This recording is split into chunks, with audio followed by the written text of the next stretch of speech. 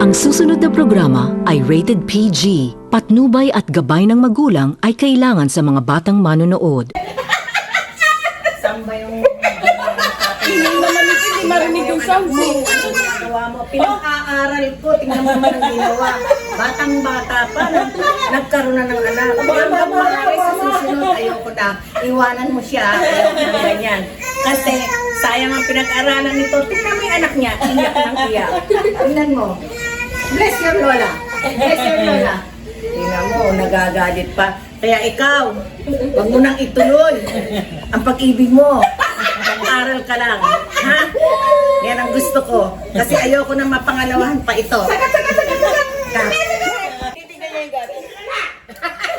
Sabi mo kasi, sabi mo nung place, kukunin na yung kamay mo, may kumano ka eh. Kiss your Lola. Asan na ba? Asan ba ang mahiwagang tatay nito na nagtatago? Hirap na hirap na akong magpaaral sa'yo. Tapos ganyan ang gagawin mo. Tingnan mo yung anak mo naghahanap ng mama at papa. Mabuti na lang andito si Small Laude. This. Very mataba. O, tingnan mo umiiyak pa. Kaya, kayo mag-aral kayo mabuti ha. Huwag muna kayo mag-aasawa ha. Tingnan mo to, iyak ng iyak. Cut.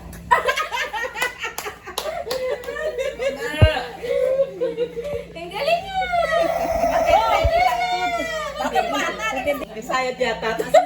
Ano natin yung pasyente natin? Kasi nakakawa naman yung isa dyan, yung nakabestida ba na mahaba? Hindi nalaman kung ano sasabihin niya. Ako si Dr. Karen. Nagamutin ko po si Mayora. Sawawa na. Lagi kasi nakakalimot. Hindi niya alam kung saan siya pinangalan. Hindi niya alam kung sino nanay niya. Ang nanay niya ay ito.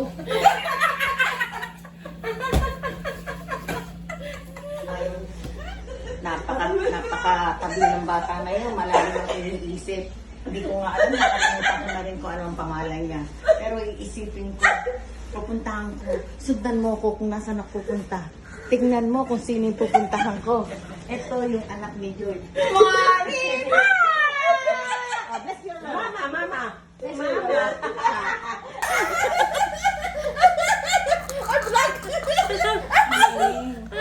Saan ba ako ngayon? Dito. Nawala ako dito. Tingnan natin sa... Ito na ang mga anak ko. Tangay nanay nila. Tawa na. Pero hindi nila alam. Kaya tatawanan din ako. Ginagawa ko. Kaya joke lang. Ay ka pa. Hindi ba pa, guess? Ay, lakos. Huwag mo ako sundan.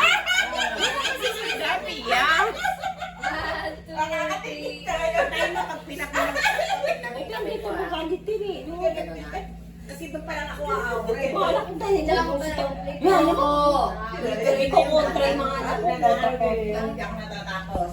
Pagka lang ako matatakos, lalayo na ako gano'n. Huwag mo akong susundan pag palayo na ako. Malakas na babagpasay. Para mariba, no? Ay, palit na ako ng extra. Cut ulit, cut! 1, 2, 3. Papasok sana ako sa school. Kaya lang hindi ako pinapasok sa school namin.